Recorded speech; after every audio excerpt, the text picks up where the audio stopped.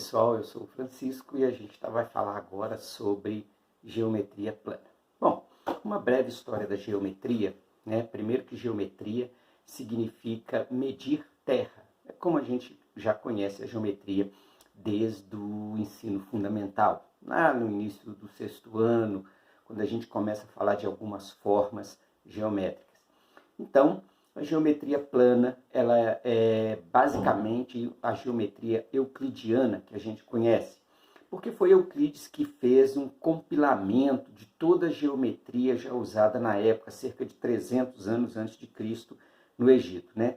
Prova que a geometria já existia no Egito, que Tales de Mileto, considerado um dos primeiros filósofos helenísticos, né? Ele vai até o Egito e lá lá é pedido que ele calcule a altura da pirâmide de Quéops, né? O faraó pede que ele faça isso, então ele faz um experimento, né? Um experimento mesmo, e acaba, né, formulando aquele teorema, né, que a gente já conhece, o famoso teorema de Tales.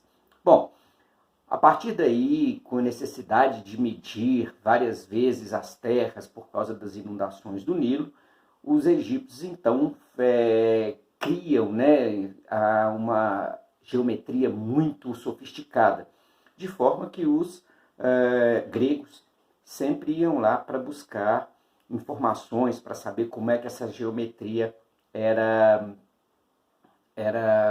aplicada. Aí, depois disso, eles fundam, então Ptolomeu funda a Biblioteca de Alexandria, e Euclides vai ser professor lá em Alexandria. Então ele faz um compilamento de todo esse material que a gente conhece hoje como elementos. São aproximadamente 13 volumes desses elementos, onde ele coloca ali as noções primitivas, os conceitos básicos da geometria plana. Então tudo que a gente conhece de geometria surgiu nessa época ali. E os gregos trabalharam muito essa geometria depois dos egípcios, né? Bom, aí a gente já conhece outras partes de geometria, como são a geometria pitagórica, né? Quando ele trava isso dentro do triângulo retângulo. Platão vem falar de outras formas de geometria, como aqueles elementos platônicos, né? Aqueles sólidos geométricos platônicos, que vão então sofisticando cada vez mais a geometria que a gente conhece como geometria plana. Então nós vamos fazer uma série de aulas agora. Essas séries de aulas serão sobre geometria plana, e a gente vai passar isso em módulos para vocês, para não ficar uma coisa muito extensa, muito cansativa. Então nós vamos na primeira aula, logo depois dessa introdução, e após isso a gente já vai entrando nas outras aulas automaticamente. Tá legal, pessoal? Então acompanha a gente aí nessas aulas de geometria, para que a gente possa aprofundar cada vez mais nesse negócio, tá bom? Então vamos lá, primeira aula, nós vamos falar sobre a noção básica, postulados e axiomas, noções primitivas de geometria plana. Acompanhem comigo. Um abraço. Então, pessoal, como proposto, vamos falar de postulados e axioma, que é a nossa aula 1 de geometria plana. Bom, noções primitivas. Noções primitivas, a gente vai falar do ponto, reta e plano. Esses são conceitos definidos em geometria plana. Não tem como a gente explicar ele, né? Ele está posto, é uma coisa que já foi dita. Então, é um ente geométrico que a gente vai tratar dele. Só tem definições. E a partir da definição você já entende. Então, vamos começar do ponto. Ele é um ente geométrico adimensional, portanto não possui dimensões. É representado pelas letras maiúsculas do nosso alfabeto. Então eu tenho aqui a representação do ponto A e do ponto B. Lembrando que o ponto pode ser desde a pontinha da caneta no seu papel, certo? Até um ponto que você faz na lousa ou no seu caderno com a caneta. Ele não possui tamanho, ele não tem tamanho. O segundo ente é a reta, certo? Ela é unidimensional, possui apenas uma dimensão, que é o comprimento, e esse comprimento é infinito, por isso que a gente representa a reta com duas setas para cada lado. ela não possui uma espessura, ela não tem largura. Você pode determinar a reta pensando num fio de cabelo esticado infinitamente, ou naqueles fios elétricos entre dois postes, mas esticados também infinitamente. Então, portanto, você nota que ela não tem uma espessura, só tem o comprimento, e ele é infinito.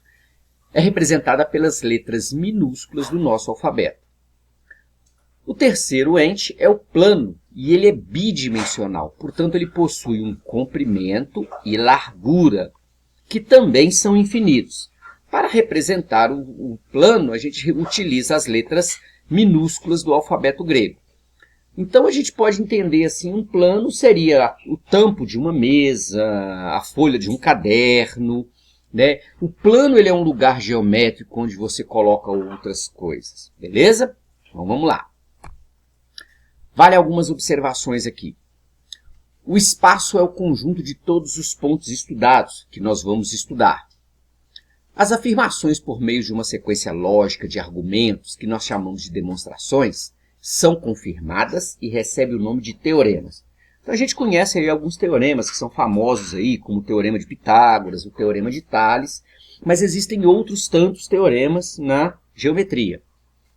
As propriedades que aceitamos sem demonstrações, portanto não existe teorema para a gente poder falar sobre ela, são as propriedades primitivas que nós chamamos de postulados e axiomas. Beleza? É um dos que nós vamos falar agora. Bom, como mencionado anteriormente em matemática, as proposições que são primitivas, nós chamamos que são aceitas sem demonstrações, então a gente chama de postulados e axiomas, que é o que nós vamos falar agora. Um postulado e axioma muito conhecido, que todo mundo já conhece ele inclusive não está nessa aula aqui, é que por um ponto passam-se infinitas retas. Então todo mundo já conhece esse postulado, né? Que por um ponto eu passo infinitas retas. Então eu passo reta vertical, horizontal, da diagonal, direita para esquerda. Então a gente tem várias retas passando por um único ponto. Então vamos começar do postulado 1, que é o postulado, né, parte do postulado da existência. Infinitos pontos podem estar numa reta ou fora dela. Então a gente vê aqui a representação da reta R, correto? E 3 pontos sobre essa reta, os pontos A, C e F.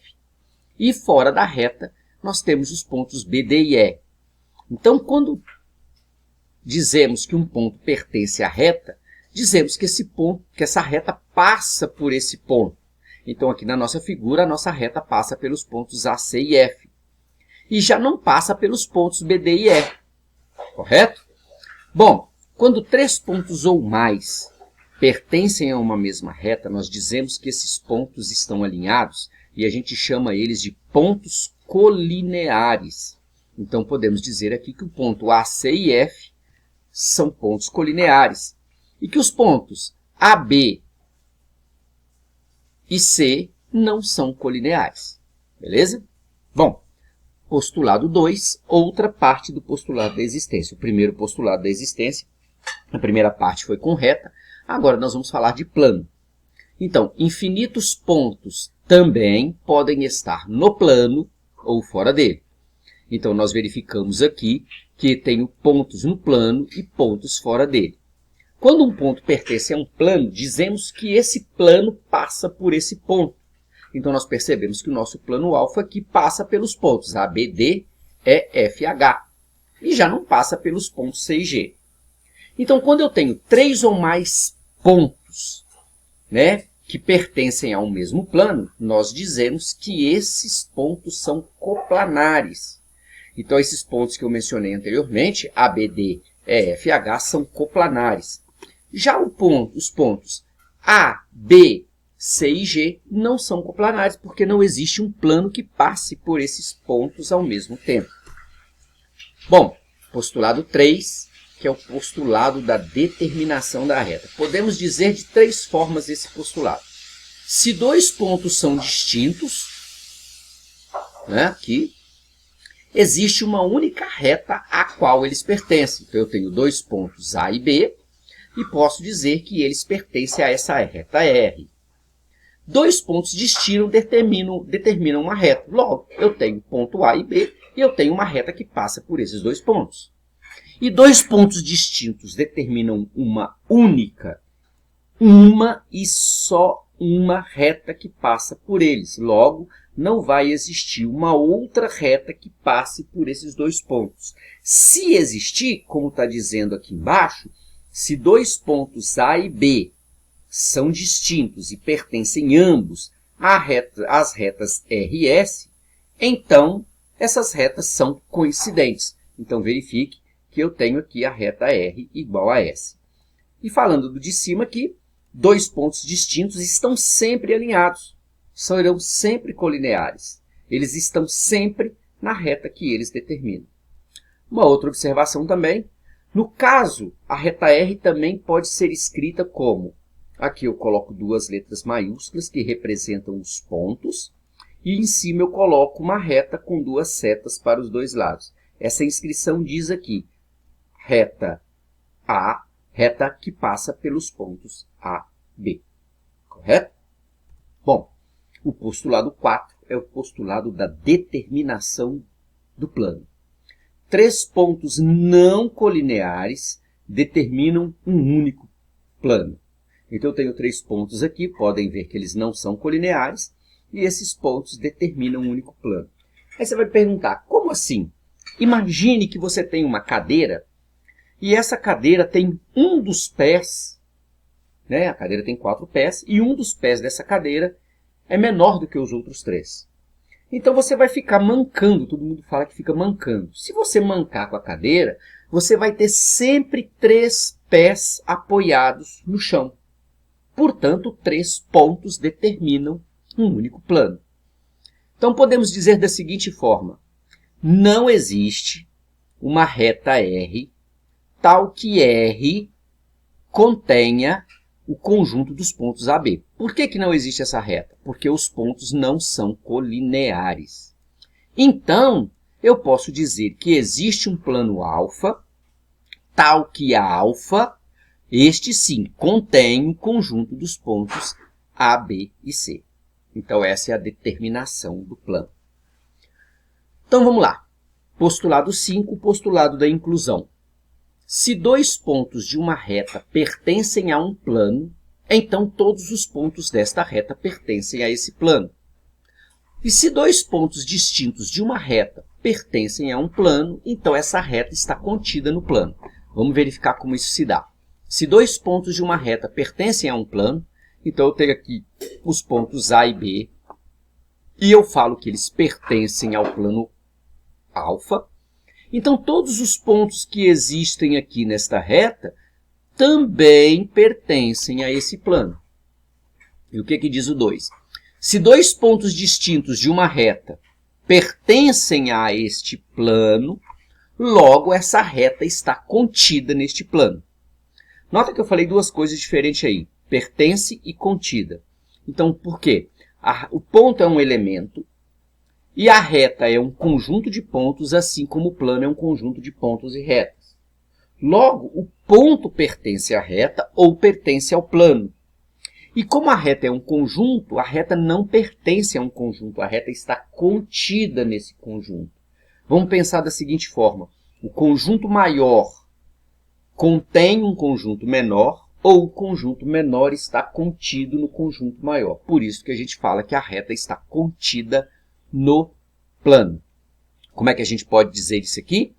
Pode dizer da seguinte forma. O ponto A é diferente do ponto B e o conjunto dos pontos AB está contido na reta R. Veja só aqui. Então, o conjunto do ponto AB também está contido em alfa. Veja aqui. Logo, eu posso dizer que a reta R está contida no plano alfa. Então, eu posso dizer que o plano alfa passa pela reta R. Beleza? O postulado 6 é rapidinho. Como a gente falou anteriormente, por um ponto passam-se infinitas retas. Então, por um ponto P fora de uma reta, vai passar apenas uma única reta S paralela a R. Então, como eu disse, por um ponto passam infinitas retas, então vai passar por esse ponto uma única reta na mesma posição que eu tenho uma outra reta R, que é uma reta paralela. Correto? O postulado 7, que é o postulado da ordem, ele vai dizer da seguinte forma: a relação um ponto está entre outros dois, por exemplo, um ponto P está entre A e B, nós vamos representar por A, P, B. E essa relação caracteriza os seguintes postulados. Primeiro, nós temos aqui, então, a representação da reta R com os pontos A, P, B. Se o ponto P está entre A e B, então P, A e B estão numa mesma reta, então eles são colineares. É fato. Se P está entre A e B, então esses pontos são distintos 2 a 2. Então, P está aqui, eu posso dizer que A e P são diferentes, e P e B são diferentes, e A e B também são diferentes. Se P está entre A e B, então P está entre B e A. Então, é fato a gente ver aqui essa regra aqui. Então, A, P, B, então P, B, P, A. Se A é diferente de P, então vai existir um B tal que P está entre A e B. E se P está entre A e B, então B não está entre A e P, e nem A está entre P e B. Correto? Esta é os postulados, são os postulados da ordem. Bom, postulado 8 é a separação ou divisão da reta. Um ponto P de uma reta R separa essa reta em dois subconjuntos não vazios, aos quais P pertence, satisfazendo as seguintes condições. Então, eu tenho aqui o ponto P, que divide a reta R em duas semirretas. Lembrando que se a reta é um conjunto de pontos, então existem pontos à direita e à esquerda de P. Então, quais são as condições que esse postulado fala? Se A, B e P, pontos distintos 2 a 2, se A e B estiverem apenas um dos subconjuntos, então nota que A e B estão aqui à direita de P, então P não pertence ao segmento AB. Então nota que P não pertence a esse segmento. É um ponto que não está aqui, ó, nesse segmento. E se A e B estiverem, cada um, em um desses subconjuntos, então nota que eu tenho P aqui dividindo a reta e falo que A está para a esquerda e B está para a direita de P. Então, eles estão em cada um dos subconjuntos. Então, P pertence ao segmento AB. Então, veja só que o segmento AB e P pertence, então, a esse segmento.